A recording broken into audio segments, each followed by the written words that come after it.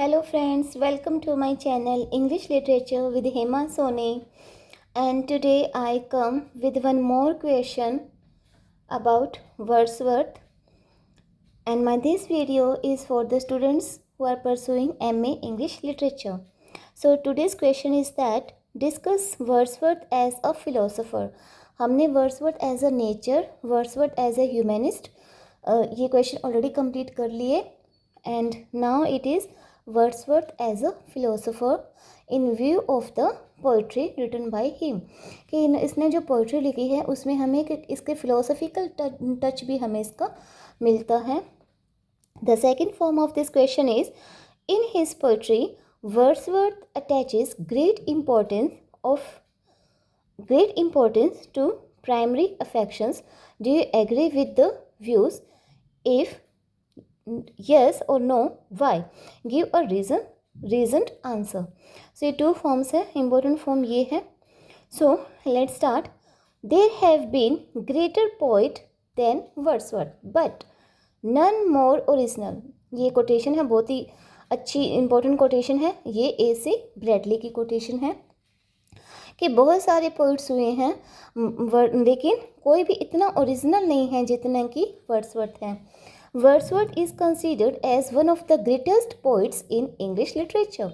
He is placed next to Milton and Shakespeare. He is the greatest poet of romantic age. तो ये हम पहले भी हम इसमें डिस्कस कर चुके हैं कि जो रोमांटिक एज है, it is started from Wordsworth lyrical ballot. Wordsworth's greatness as a poet almost universally have been recognized. जो वर्ड्सवर्थ की ग्रेटनेस है उसको यूनिवर्सली रिकग्नाइज्ड किया जाता है. He occupies very important rank in the history of English poetry. A great critic, Matthew Arnold, called him one of the chief glory of English poetry. Though he has suffered greatly with misconceptions and prejudice, yet he is the first among the first poets of romantic as. लेकिन जो Wordsworth को है, Wordsworth ने जो सफ़र किया है, किस चीज़ से सफ़र किया है? मिसकंसेप्शन और प्रेजुडाइज से. मिसकंसेप्शन मीन्स जिसके बारे में कुछ गलत कंसेप्शंस बना लिए जाएं और जिसके लिए पक्षपात किया जाए. प्रेजुडाइज मीन पक्षपात किया जाना. तो इससे भी वर्ड्सवर्थ ने सफ़र किया है. लेकिन वर्ड्सवर्थ जो हैं रोमांटिक एज के फर्स्ट पोइट माने जाते हैं, ग्रेट फर्स्ट पोइट माने जाते हैं. Wordsworth once wrote to his friend sir George Beaumont, every great poet is a teacher. This quotation is very very important. ये जब तक इंग्लिश लिटरेचर से रिलेशन रहेगा तब तक ये लर्न होनी चाहिए. Every great poet is a teacher. I wish either to be considered as a teacher और नथिंग. तो ये वर्ड्सवर्थ ने किसको लिखी थी? सर जॉर्ज बेमॉन्ट को. Wordsworth is generally recognised as a seer, a visionary and a mistake.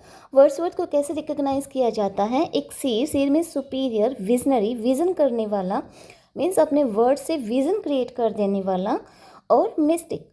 But he is also a philosopher trying to dive deep into the mysteries of truth.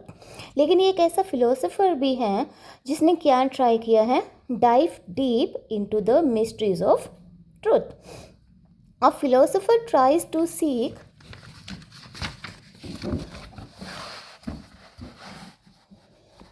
truth with the help of logic, reason. एक philosopher क्या करता है?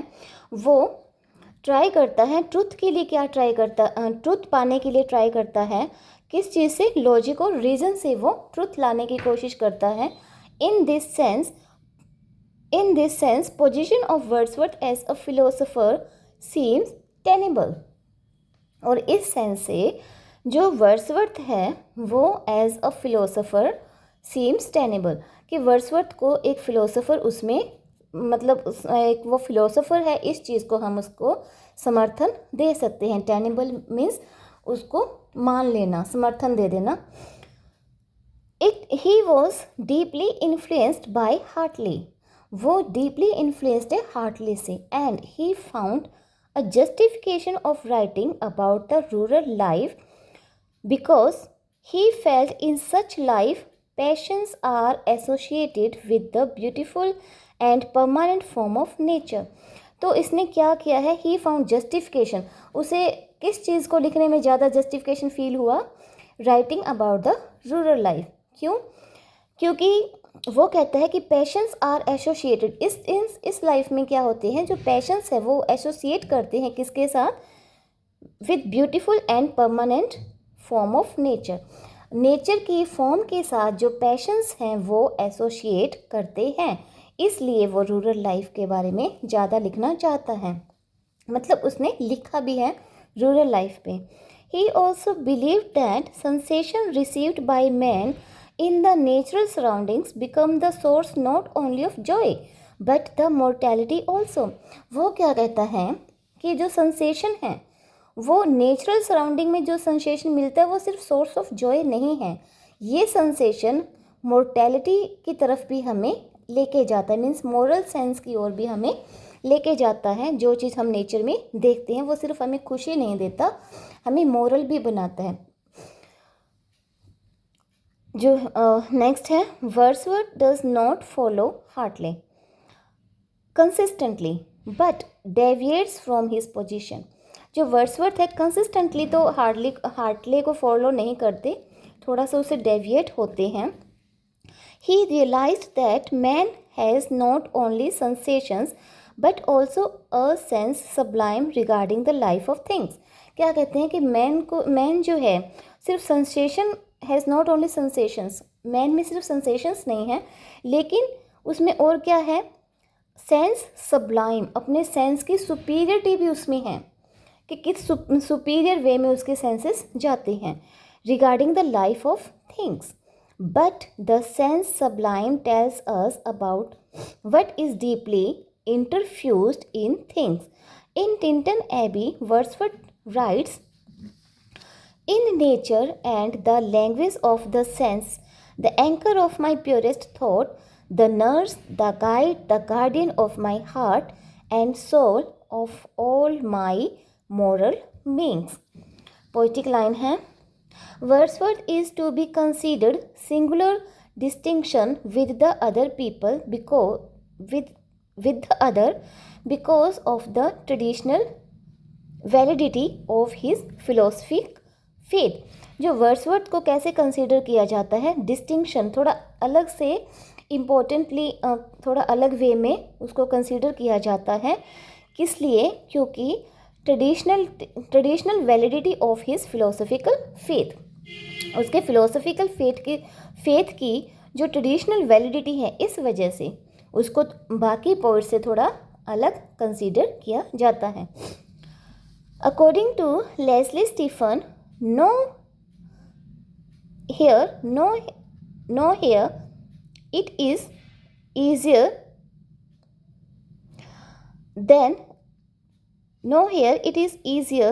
than Wordsworth to observe the mode in which poetry and philosophy springs from the same root। इसमें nowhere है, nowhere it is easier than in Wordsworth, कहीं भी ये चीज़ इतनी ईजियर नहीं है जितनी कि वर्ड्सवर्थ में है, to observe the mode in which poetry and philosophy spring from the same root. कि सिर्फ वर्ड्सवर्थ की पोइट्री में ही हमें जो पोइट्री के साथ फिलोसफी हमें मिलती है, पोइट्री और फिलोसफी जो है सेम रूट से निकलती हैं, स्प्रिंग करती हैं। ऐसा हमें सिर्फ वर्ड्सवर्थ की पोइट्रीज में मिलता है कि फिलोसफी भी है और पोएम भी है। Wordsworth affects our obvious, he can embody more efficiently the thought and emotions which comes to us from solemn and reflective moods। We love Wordsworth as we grew older and become more deep impressed with the sadness and seriousness। हम Wordsworth को कब समझने लगते हैं? जब हम solo होते हैं, सीरियस होते हैं, रिफ्लेक्टिव मूड में होते हैं। धीरे धीरे जब हमारी एज बढ़ने लगती है तब हम इसकी फ़िलोसफी को समझते हैं with the sadness and seriousness. Wordsworth is not a melodious writer as a powerful utterance of deep emotion, but a true philosopher. Wordsworth जो है एक मेलोडियस राइटर नहीं है जो कि क्या करता है, और a powerful utterance of deep emotions, ऐसा राइटर कि जो इमोशंस के बारे में जो ज़्यादा बोलता है, लेकिन वो क्या है, वो एक फ़िलोसोफ़र है, सिर्फ इमोशंस के बारे में बोलने वाला नहीं है, वो एक फ़िलोसोफ़र है. We turned to Wordsworth because his poetry has a lasting value with solid substance. His poetry has something more human than beauty. उसकी पोइट्री जो है more human है than beauty. Wordsworth is a prophet. Wordsworth जो है एक fortune teller है, prophet है.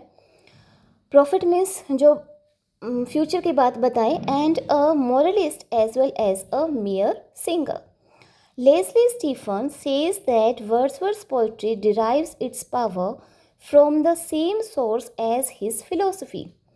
It speaks to us stronger feelings because his speculation means उसके thoughts, because his speculation rest upon deepest thought, क्योंकि उसके जो thoughts हैं वो डीप थॉट में, यहाँ पर स्पेकुलेशन मीन्स विचार, उसके ओपिनियंस वो कहाँ से आते हैं, डीप थॉट से. His psychology sustained satisfactory and well expressed in his poetry. उसकी जो साइकोलॉजी है वो सस्टेन करती है सेटिस्फैक्ट्रीली और वेल एक्सप्रेस, बहुत अच्छे से एक्सप्रेस की जाती है उसकी पोइट्री में. The speculative boldness of Wordsworth's thought, says Walter Peter, constitutes, at least for some minds, the secret attraction of much of his best poetry. ये quotation है. Matthew Arnold believes that in order to appreciate Wordsworth, we must dismiss his formal philosophy. तो ये Matthew Arnold ने कहा है कि Matthew Arnold believes that, वो क्या बिलीव करते हैं, in order to appreciate Wordsworth को अप्रिशिएट करने के लिए we must dismiss his formal philosophy, हमें उसकी फॉर्मल फिलोसफी को डिसमिस करना होगा. तो अपने अपने व्यूज़ हैं सबके, कोई कुछ कहता है, कोई कुछ कहता है.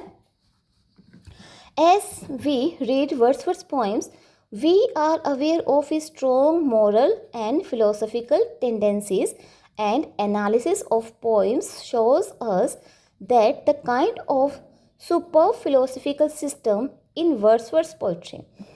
तो जब हम वर्ड्सवर्थ की पोइट्री को पढ़ते हैं, we are aware, तो हम किस चीज़ के लिए अवेयर होते हैं, his strong moral and philosophical tendencies, उसके जो स्ट्रॉन्ग मॉरल और फिलोसफिकल टेंडेंसीज हैं उसके लिए हम अवेयर रहते हैं. एंड एनालिसिस, और क्या एनालाइज करते हैं, analysis of poems shows us that the kind of superb philosophical system in Wordsworth's poetry. और जब एनालाइज करते हैं उसकी पोइम्स को तो क्या हम पाते हैं कि उसकी पोइट्री में एक सुपर फिलोसफिकल सिस्टम है. In his poetry, like Ode on Intimation of Immortality and Ode to Duty, philosophical and metaphysical poetry reach its height. These two poems are of profound thoughts, profound means deep, profound thoughts and deep emotions. तो इन दो poems में उसके जो thoughts हैं वो deep हैं और उसके डीप इमोशंस हैं. In the Intimation of Immortality, Wordsworth expresses his faith in immortality, his views about the unreality of the sensual world. The child, according to him, comes into this world from heaven. The child is vaguely means that is not clear. The child is vaguely aware of his pre-natural existence. Child को अपनी pre natural existence के बारे में थोड़ा थोड़ा पता होता है, अवेयर होता है. And is wrapped in heavenly glory, child जो है हेवनली ग्लोरी में रैप होता है, लिपटा होता है. As the child grows he forgets his memories of heaven. जैसे जैसे बढ़ता है he forgets his memories of heaven and becomes engrossed in earthly interest, और engrossed ही हो जाता है earthly interest में. The grown up man, however, by recalling his experiences of childhood, can come to conclusion that soul is immortal. और एक grown up man है जो अपने एक्सपीरियंस होता है चाइल्डहुड के एक्सपीरियंस से ये सीख जाता है, ये याद कर लेता है या उसे ये आभास हो जाता है कि जो सोल है वो क्या है, इमॉर्टल है. Wordsworth declares that the world of the senses or the material world is an illusion. Illusion means Brahm. The following two lines are full of moral instructions which are in Tintin Abbey. The anchor of my purest thought, the nurse, the guide, the guardian of my heart and soul. Wordsworth's complete philosophy of nature is revealed through Tintin Abbey. Tintern Abbey में Wordsworth की philosophy reveal होती है. Nature never betrays the heart that loves her. बहुत important line है ये. Wordsworth is often contrasted with Hardy. Wordsworth को किससे contrast किया जाता है, हार्डी से. And dismissed as a facile optimist. और एक फैसाइल ऑप्टिमिस्ट से उसे डिसमिस किया जाता है. मतलब एक ऑप्टिमिस्ट पॉजिटिव सोचने वाला, फैसाइल सिंपली एक आशावादी होने से उसको डिसमिस किया जाता है. But that is unjust. लेकिन ये अनजस्ट है, सही नहीं है. Wordsworth having learn from extended experience that social and philosophical studies neglects the universal heart prefer to study people. लेकिन जो वर्ड्सवर्थ के जो एक्सपीरियंस हैं, वर्ड्सवर्थ ने जो सीखा है वो अपने एक्सपीरियंस से सीखा है. क्या है कि जो सोशल एंड फिलोसफिकल स्टडी जो है नेगलेक्ट करती है यूनिवर्स हार्ट को और प्रेफर करती है स्टडी ऑफ पीपल को. He is fully aware of the still sad music of humanity and is preferred more hopeful and admirable aspects of life. As an optimist, he teaches us to change even an agonizing sorrow into a source of strength. Agonizing means तकलीफ देने वाला. तो इससे हम क्या सीखते हैं कि एगोनाइजिंग सोरो को सोर्स ऑफ स्ट्रेंथ में कैसे चेंज किया जा सकता है. This kind of optimism to present to us soothing thoughts that spring out of human suffering. Wordsworth is a moral realist. He knows what human life is and what is required of us. वो जानता है कि human life क्या है और हमारे लिए अभी क्या क्या मतलब हम अभी और कौन सी चीज़ों को रिक्वायर करते हैं, मीन्स हमें क्या क्या ज़रूरत है. If we are to learn how to read it, it is not true that Wordsworth overed his kin from half of human fate. This is quotation. According to some critic, the theme of the influence of nature on man is the noblest part of Wordsworth's teaching. In his maturity, Wordsworth linked nature with man. Wordsworth ने nature और man को link किया है. He felt that the living presence what he saw in nature existed in the mind of man too. कि जो हम nature में देखते हैं वो mind of man में भी होता है. He represents nature as a wonderful power around us, claiming and influencing our soul. This lesson we need very much in the present machine age, with all its strain and tension. तो ये lesson हमें सीखना चाहिए इस machine as में, हमारी as में. मतलब ये जो लाइफ चल रही है इस लाइफ में हमें ये लेसन सीखना चाहिए. किसके साथ? क्योंकि ये लाइफ हमारी है स्ट्रेन और स्ट्रेस या टेंशन से भरी हुई है. तो ऐसी लाइफ में हमें ये चीज़ सीखनी चाहिए. According to Read, Wordsworth's poetry and at its best is philosophical poetry and belongs to that rare species of poetry in which thought is felt. ये quotation line है. Wordsworth does not have a systematic philosophy as such. He in fact is a seer and visionary. वही line repeat हुई है first line. He seems to be deeply influenced by Hartley, but does deviate from Hartley's philosophy. Hartley से वो influence तो है लेकिन Hartley की philosophy से थोड़ा सा डेविएट करता है खुद को. For Wordsworth, poetry acts as a vehicle to present man in relation to nature and God. तो वो क्या कहता है, वर्ड्सवर्थ क्या कहता है कि जो पोइट्री है वो किस तरह से एक्ट करता है, एक व्हीकल की तरह एक्ट करता है, जो कि प्रेजेंट मैन को किससे रिलेट करता है, नेचर और गॉड से, कि जो उसकी पोइट्री है वो मैन को नेचर और गॉड से रिलेट करती है.